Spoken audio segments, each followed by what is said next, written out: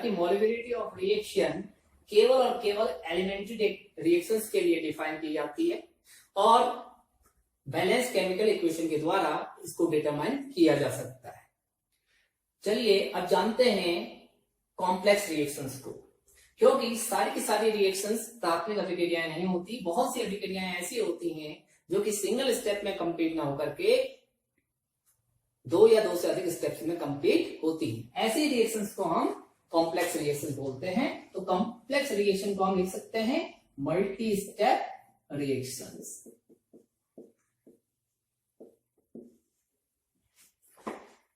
Multi step reaction, for example हम एक reaction ले रहे हैं 4SBr plus of O2 equal to 2Br2 plus of 2H2O।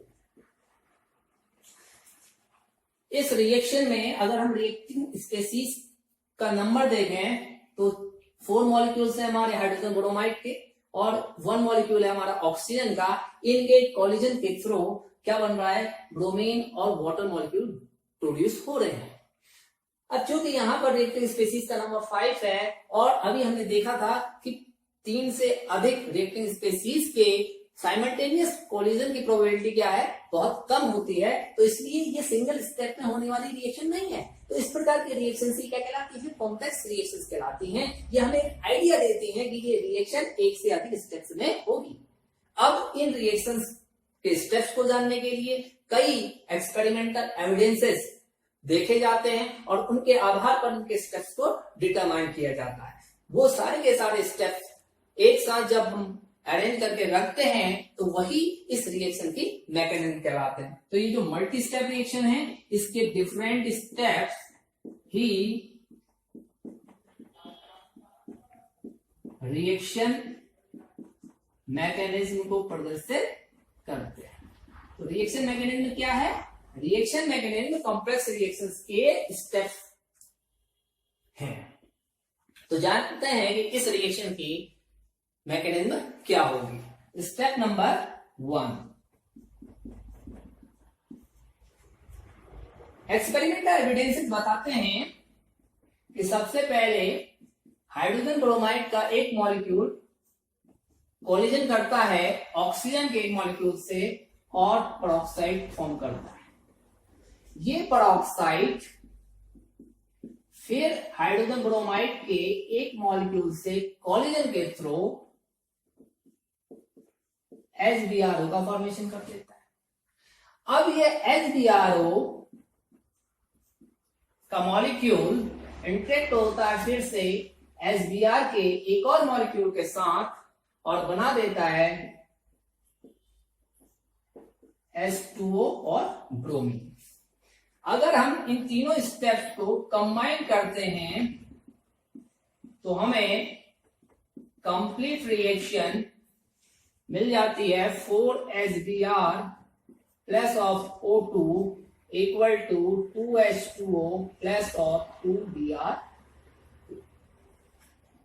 क्योंकि इसमें कोई बाय प्रोडक्ट नहीं बन रहा है, ना HOBr मिल रहा है ना HBRO मिल रहा है। तो इन दोनों को इसमें क्या कर देंगे, कैंसिल आउट कर देंगे। इसके लिए यहां हमें 2 से मल्टीप्लाई करना पड़ेगा। तो हमारी कंप्लीट रिएक्शन तो 4HBr plus O2 equal to 2H2O plus 2Br2 है, लेकिन क्योंकि ये रिएक्शन एक स्टेप में नहीं हो सकती, ये हमें आइडिया मिला इसकी मॉलिक्यूलरिटी से और तब हमने एक्सपेरिमेंटल एविडेंसेस ढूंढने शुरू किए और इसके स्टेप्स को जाना और इनके स्टेप्स को हमने जब अरेंज किया तो वही हमारा क्या है, रिएक्शन मैकेनिज्म है। तो कभी कभी बच्चों के माइंड में एक प्रॉब्लम आ जाती है कि क्या वे रिएक्शंस जिनमें रिएक्टिंग स्पेसीज का नंबर लेस देन 3 है वो सारी की सारी हमारी सिंगल स्टेप रिएक्शन से ही है। अधिकतर रिएक्शंस वो सिंगल स्टेप रिएक्शन से ही है, लेकिन अगर कैटलिस्ट के प्रेजेंस में कैटेलाइज्ड हो रही है रिएक्शन तो वो फिर मल्टी स्टेप रिएक्शंस देंगी, क्योंकि उसमें कैटलिस्ट क्या करेगा, किसी रिएक्टिंग स्पेसीज से इंटरेक्ट या कोलाइड करेगा और तब जाकर के रिएक्शन आगे की ओर को प्रोसीड होगी। तो रिएक्शन पाथ बदल जाएगा तो वो मल्टी स्टेप रिएक्शन हो जाएगी। तो कैटेलाइज्ड रिएक्शंस भी कॉम्प्लेक्स रिएक्शन का ही एग्जाम्पल है। तो आई थिंक आपको कॉम्प्लेक्स रिएक्शन समझ में आ गई हैं। और अब आप एलिमेंट्री और कॉम्प्लेक्स रिएक्शंस को डिफरेंशिएट कर सकते हैं। कॉम्प्लेक्स रिएक्शंस को समझ लेने के बाद अब आपके दिमाग में ये पिक्चर क्लियर हो गई होगी कि कॉम्प्लेक्स रिएक्शंस के लिए मॉलिक्यूलिटी या आणविकता क्यों नहीं डिफाइन की जाती, क्योंकि कॉम्प्लेक्स रिएक्शन एक मल्टी स्टेप रिएक्शन है जो कि एक से अधिक पदों में संपन्न होती है और मॉलिक्यूलिटी हर स्टेप की भिन्न भिन्न हो सकती है, तो इसलिए कॉम्प्लेक्स रिएक्शंस के लिए मॉलिक्यूलिटी डिफाइन नहीं की जाती। चलिए अब विचार करते हैं कि क्या order of reaction complex reaction के लिए डिफाइन किया जाता है, और डिफाइन किया जाता है तो किस आधार पर ऑर्डर ऑफ रिएक्शन डिटरमाइन किया जाता है कॉम्प्लेक्स रिएक्शन के लिए। ये जो डिफरेंट स्टेप्स हैं कॉम्प्लेक्स रिएक्शंस के, ये एक जैसी स्पीड से आगे नहीं बढ़ते, इनकी दर एक समान नहीं होती है। इनमें से कुछ स्टेप्स बहुत तीव्र गति से होते हैं जबकि कुछ स्टेप बहुत स्लो होते हैं। तो देखिए जो टोटल टाइम है वो सबसे ज्यादा डिपेंड किस पर करेगा, वो उस स्टेप पर करेगा जो कि सबसे स्लोएस्ट स्टेप होगा।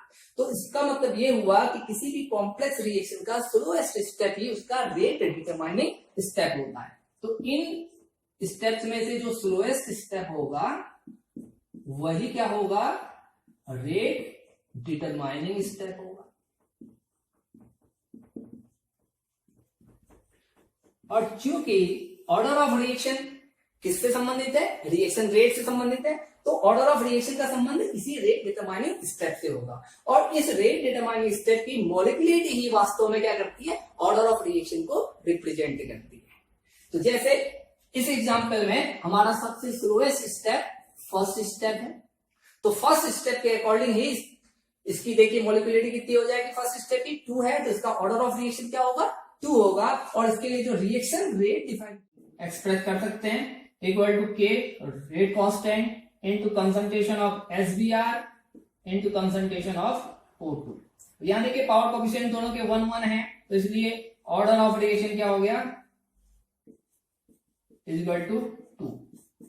हम ये भी कह सकते हैं कि किसी कॉम्प्लेक्स रिएक्शन में जो रेट डिटरमाइनिंग स्टेप होता है उसकी मॉलिक्यूलिटी ही ऑर्डर ऑफ रिएक्शन को रिप्रेजेंट करती है।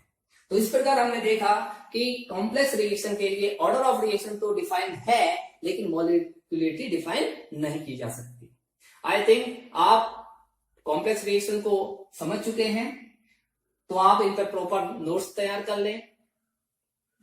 पढ़ने के साथ साथ नोट्स बनाना बहुत जरूरी है, क्योंकि कुछ समय के बाद नहीं तो दिमाग से ये चीजें वॉश आउट हो सकती हैं। तो इसलिए आप अपने प्रॉपर नोट्स स्टडी के साथ साथ बनाते हुए चलें। हम जान चुके हैं कि अभिक्रिया की कोटि क्या है, अभिक्रिया की आणविकता क्या है।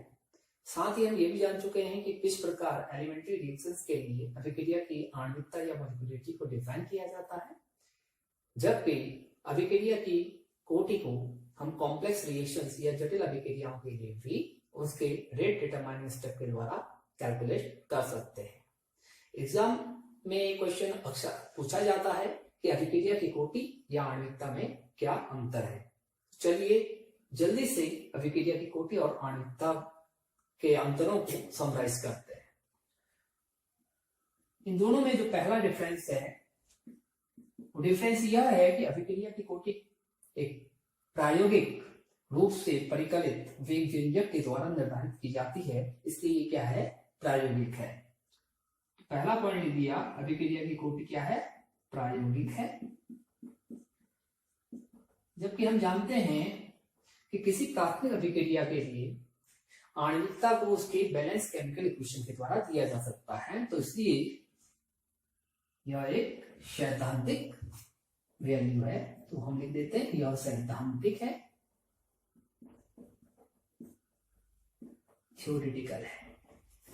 दूसरा जो डिफरेंस है वो डिफरेंस ऑर्डर ऑफ रिएक्शन का निर्धारण किसके द्वारा किया जाता है, रेट एक्सप्रेशन के द्वारा दिया जाता है।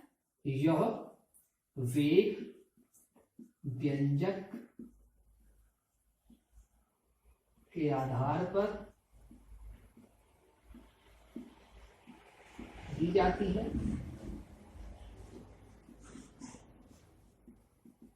जबकि अभिक्रिया की जो आणविकता है वो संतुलित रासायनिक समीकरण के आधार पर दी जाती है।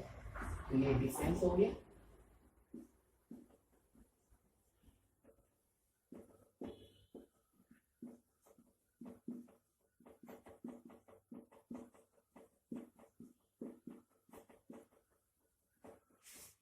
अब तीसरे डिफरेंस पे आते हैं। जैसा कि हमने देखा ऑर्डर ऑफ रिएक्शन नेगेटिव भी हो सकता है, जीरो भी हो सकता है और फ्रैक्शनल भी हो सकता है, जबकि मॉलिक्यूलरिटी ऑफ रिएक्शन न तो शून्य हो सकती है, न नेगेटिव हो सकती है और न ही फ्रैक्शनल हो सकती है। तो इसको हम डिफरेंस के रूप में इंक्लूड कर सकते हैं। ऑर्डर ऑफ रिएक्शन यह शून्य, ऋणात्मक या भिन्नात्मक हो सकती है,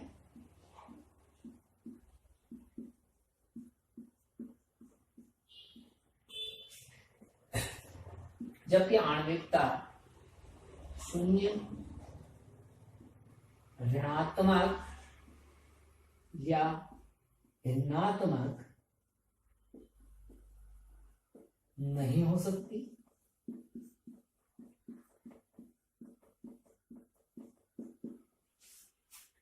ऑर्डर ऑफ रिएक्शन को एलिमेंट्री रिएक्शन और कॉम्प्लेक्स रिएक्शन दोनों के लिए दिया जा सकता है, जबकि मॉलिक्यूलरिटी केवल एलिमेंट्री रिएक्शन के लिए डिफाइन की जा सकती है। इसको कॉम्प्लेक्स रिएक्शन के लिए क्यों नहीं डिफाइन किया जा सकता वो हम सब डिस्कस कर चुके हैं। तो ये चौथा जो डिफरेंस है वो हम जटिल अभिक्रियाओं के लिए अभिक्रिया की कोटि का निर्धारण किया जा सकता है, जबकि जटिल अभिक्रियाओं के लिए मॉलिक्यूलरिटी ऑफ रिएक्शन डिफाइन नहीं है, इसी को इंक्लूड कर रहे हैं। तो चौथा हो जाएगा जटिल अभिक्रियाओं के लिए कोटि का निर्धारण वेग निर्धारण पद द्वारा किया जाता है।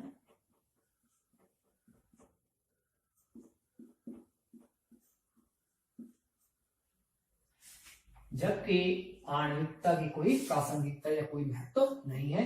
जटिल अभिक्रियाओं के लिए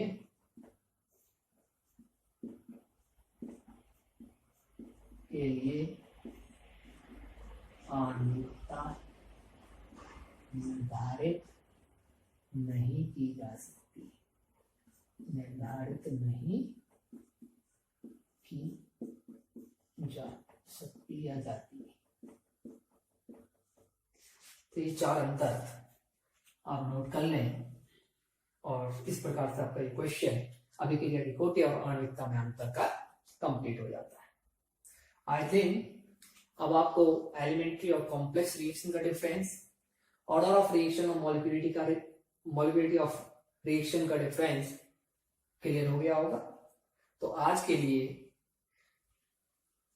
आपका होमवर्क रहेगा कि आप अपने प्रॉपर नोट्स उसी तरीके से तैयार करेंगे जिस तरीके से इन पर बोर्ड परीक्षाओं में क्वेश्चन पूछे जाते हैं।